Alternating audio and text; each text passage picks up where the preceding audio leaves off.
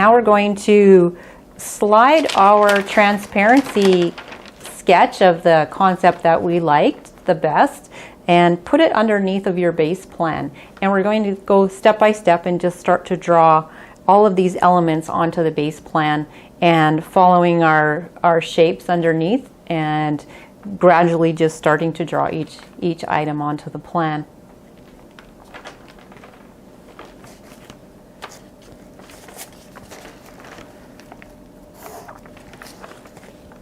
So once again, you might get out your 45-degree angle, because I noticed my patio is a little bit off of the angle, and you can start to figure out the better angle here. First, I'm going to take off this garden box symbol, and I'm going to write garden box. So I like to label as I go. And if we just lift off this patio, what we're going to see is the shape that we created with our concept. So we had, this is the nice thing about having lines on your paper. You can use your 45-degree template to make the shape, and then you can go back over here and continue that up. So you're basically following the lines that are hiding underneath of this on your concept, and you're going to sketch in those curves that you already made. So now we can lift off some of these things. And even the plant, we might find now that we have this curve, the plant position might change a little bit. And I might bring this curve out to meet the edge of the table.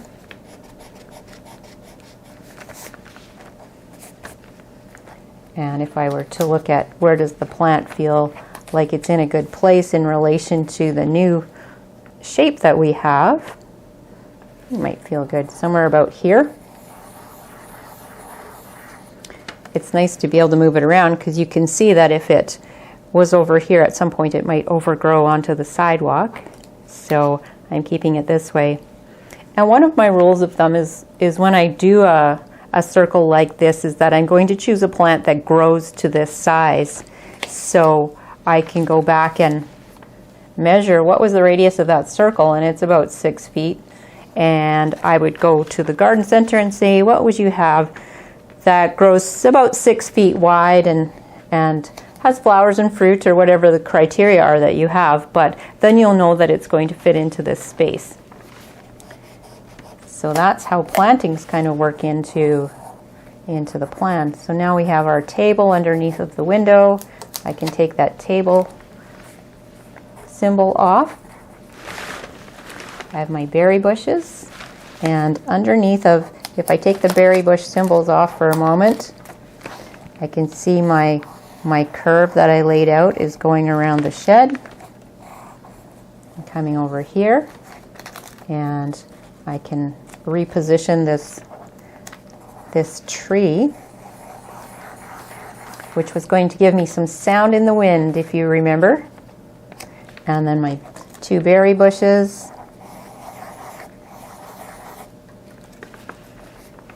And the door to the shed. So now I can trace the shed.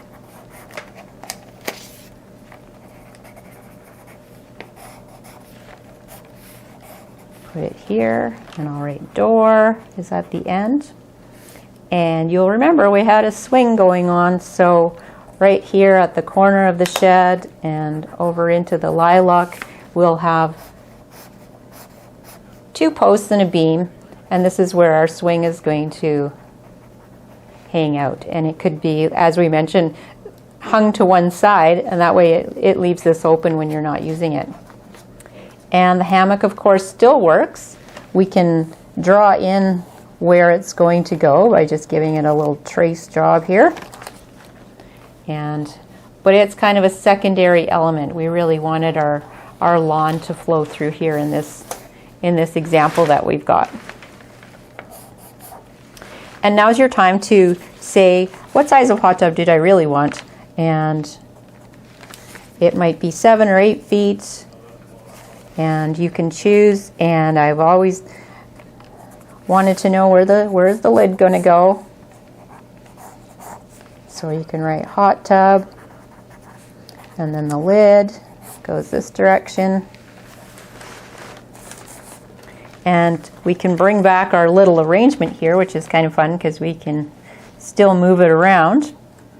And we can say, yes, the pizza oven lives here. And then we had a countertop with a grill. And we had our barbecue going this way. And the screen here.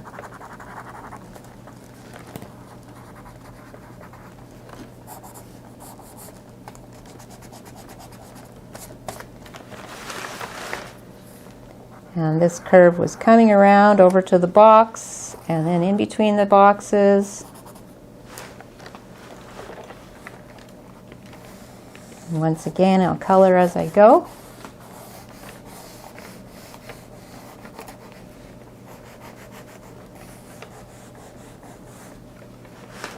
And we might do a little extra color where the screens are, and there was going to be a trellis up the back here, which was technically giving us a screen across here too.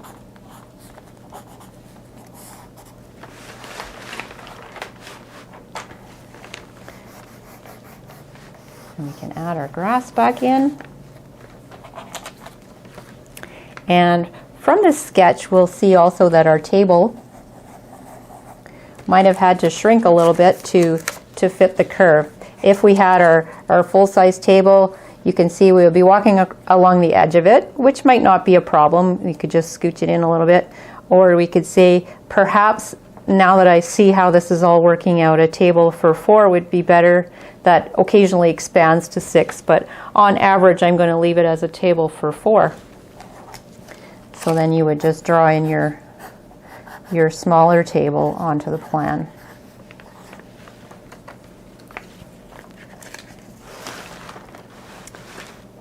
Now if we go back to our original idea of having the fire pit over here, we could still do it. Often what I will suggest is that we have maybe a few flat rocks or something that sits in the lawn, and the fire pit gets stored somewhere when it's not being used, and then it could even tuck over here, for example, and then when you're using it, it's brought out into here.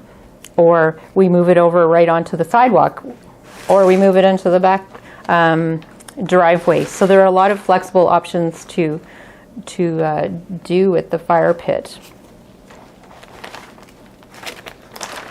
So if we look at other things that were on here, were logs and a chopping block and some rocks and a fountain. So some of these things have gone to the wayside a little bit in favor of having extra lawn.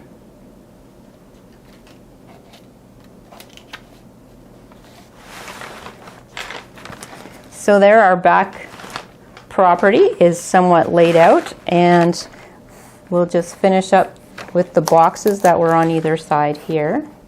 You can see I'm just sketching things in, and you can go back and tidy everything up with a ruler after, but at least it gives you a sense of that's where everything is landing. I'll just write hammock here.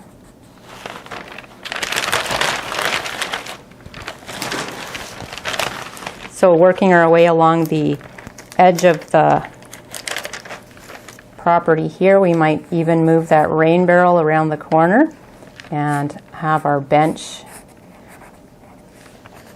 here. Our work table is now here, going up to the edge of the window. Then our composter. Our other composter. and the other rain barrel. You can do square or round, it's up to you. And there are going to be a few ground covery plants right there. So you can see that now you start to bring your lawn up, and you'll find spots where you didn't decide exactly where it was going to be lawn or not. And you just sketch in as you go. And this is the time in the plan where all of a sudden a lot of the details start to land quite nicely, and it'll be like feeling like you planned this garden, which of course you have.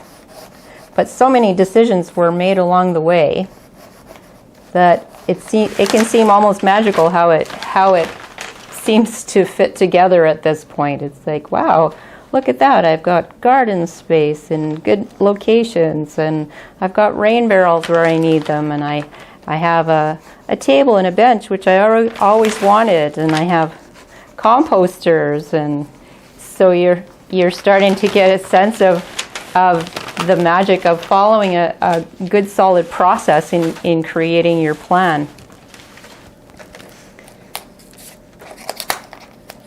So we can go over here to our dog run, and we'll write gate and gate so that we know that we can actually walk through this space. I often draw little squares that represent a pathway through an area, just to remind myself that that is a walking space. So I would pull it right out to here and color those in as well. And somewhere about here there's going to be a piece of edging of some sort. And you can see that now we have designed right up to the front garden.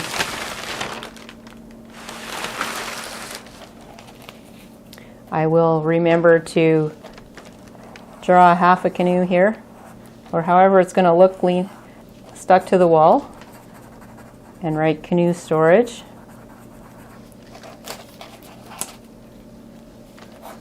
And write Hugo here, and bring it out to the front. Once again, we'll look at taking off the patio space and the landing and some of these shrubs. And lo and behold, there's a new layout hiding underneath of our plan here. And we can sketch that in.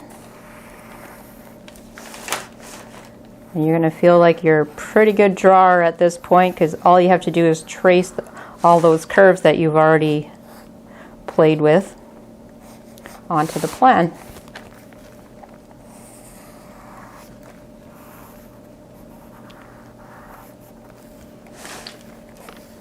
And even the planting bed is working out. And with the pond, we might want to take this apart layer by layer. So I had a tree right here. So I'll just make sure I mark that trunk in. And the apple tree is there. And now when I'm going to map out the waterfalls, I'm just kind of peeling it off and doing a little bit of a sketchy outline as I take it off. Because of course waterfalls are kind of natural looking anyway. And I'll make a note where my screen was coming across here. So I can bring back the little symbol for the waterfall and just notice this is the I call it the Biofalls box. And then there's going to be some boulders around it, some bigger rocks, kind of filling in around the edge. And you can write pond and falls.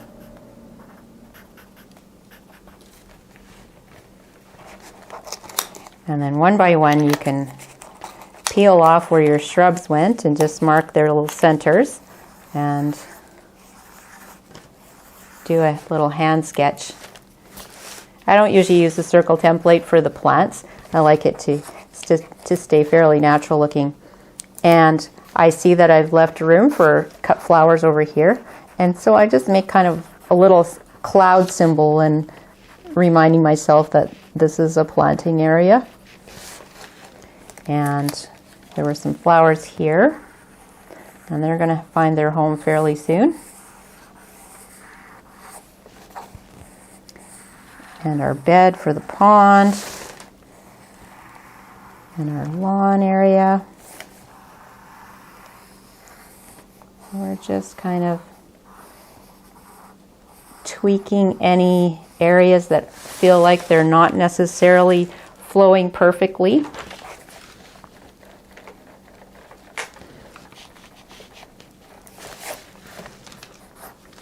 And we might erase the old landing so that we can see the new one.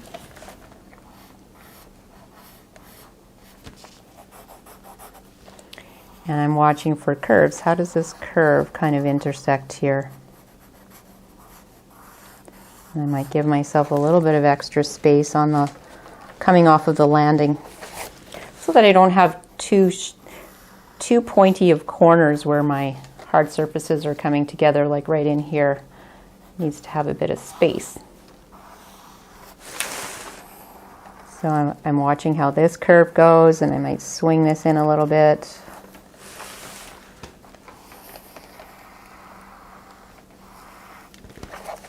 See, I tried to cheat right there. And through there I can see that I had discussed what we might plant under here. Our 4 different kinds of plants.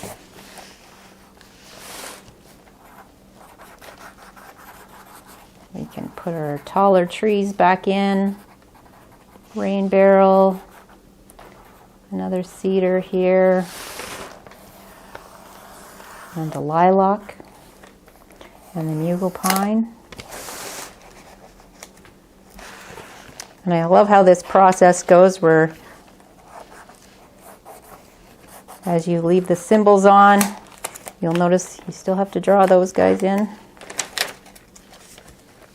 And a bit of a screen goes here.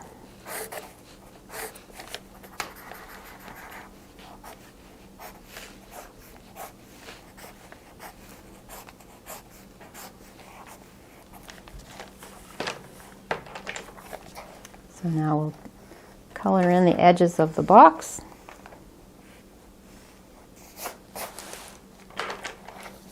And we'll color in the walkway and that new patio area.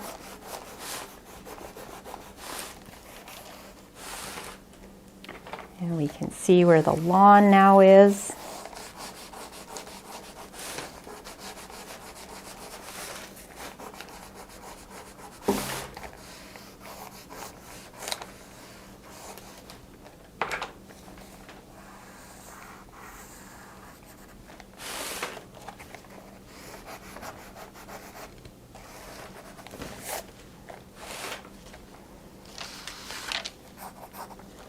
And at this point you can bring back your furniture symbol and decide if you wanted chairs or a bench or a low table.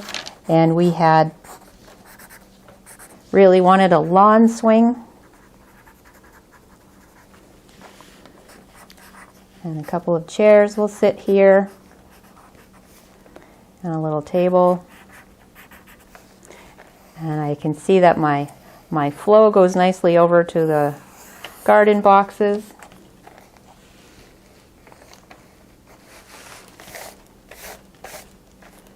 And my other screen is here.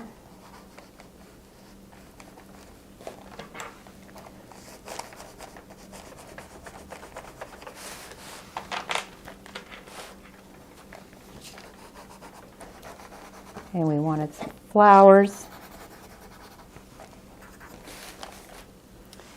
And our pond.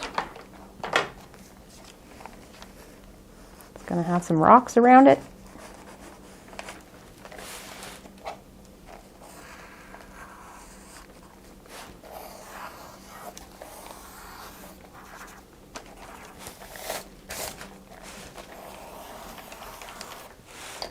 when I'm coloring in the trees, sometimes I'll just kind of give a little bit of an outline if there's a lot of things going on underneath of it.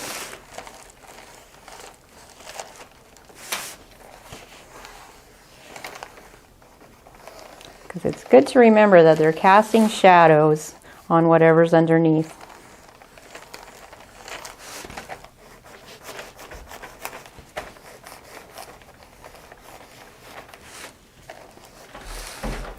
So all of a sudden we have our plan sitting there in front of us.